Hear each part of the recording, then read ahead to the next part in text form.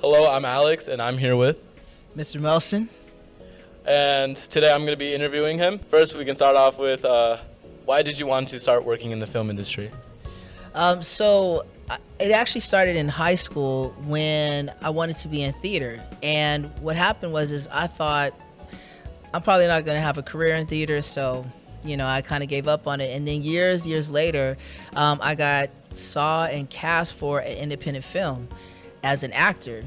And so after doing a couple of film projects, I had this idea for my first script, and so I wrote and I've completed it, and then I started producing sort of like a trailer for it and everything.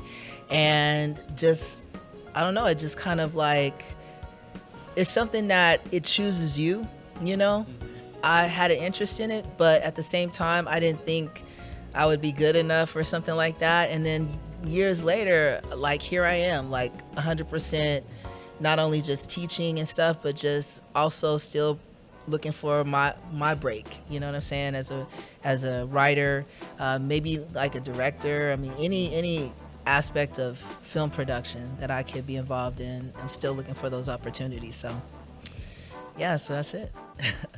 That's great. Can you tell us about one of your interesting film projects you've worked on? Yeah, actually,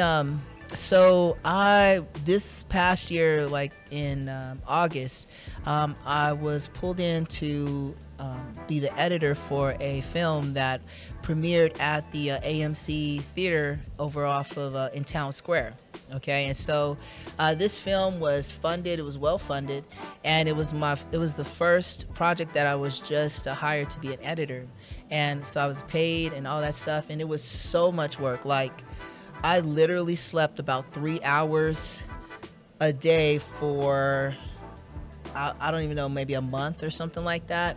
So I was editing the film round the clock, coming to work, going back, editing, till about 3 o'clock in the morning, getting back up at 5:30, coming here, going back, editing. I mean, it was pretty challenging. You know what I'm saying? I didn't know what I was going to look like afterwards. I was like, man. But it was not only it was interesting, but it was a learning lesson for me, because I learned so much about distribution when it came to, like, when you want to do a film and you want it to show on a big screen, what kind of how to even deliver it to something that is like a movie theater, and it's totally different than we would deliver it to YouTube, or distribute to YouTube or other digital platforms. It's a totally different process. So that was just a lot. It was a lot to learn, and I had fun afterwards. Looking back at it, it was such a great opportunity. So many things I learned with that experience. So All right. That's great to hear.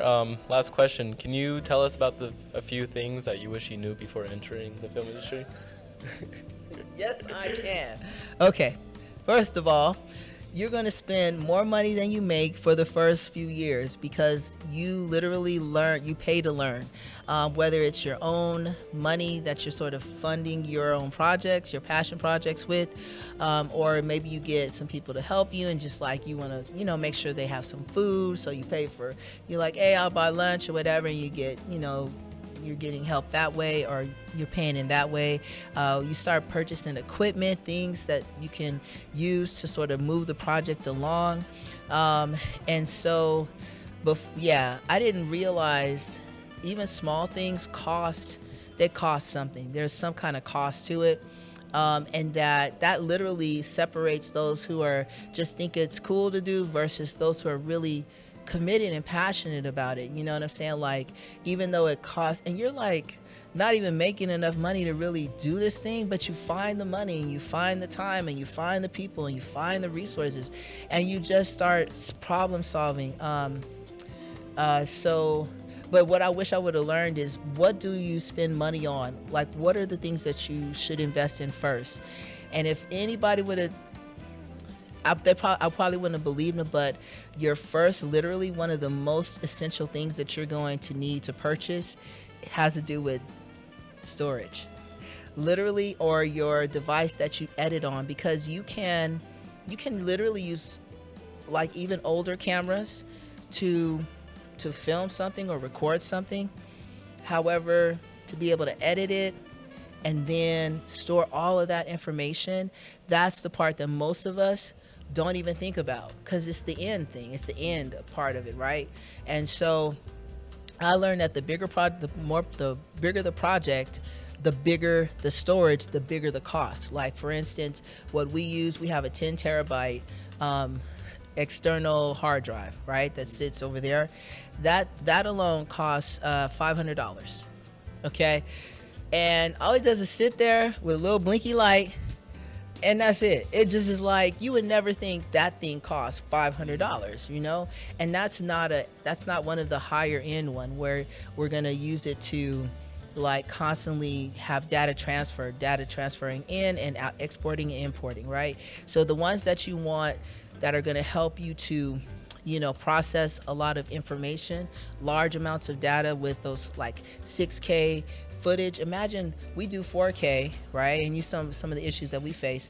If you get into higher quality, higher resolution, you know, footage, you're gonna need, you know, devices and your equipment that can process that information. Like those are the things they ain't gonna tell you about, because you're like, you know, you going with your iPhone. I started with my iPhone, so what am I gonna think about storage for?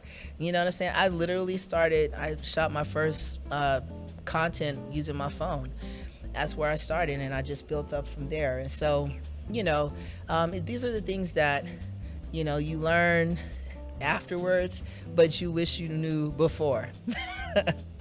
I hope that was a question. I know I kind of was talking a lot there. Thank you for the feedback. I appreciate it. This is Alex, and I'm out.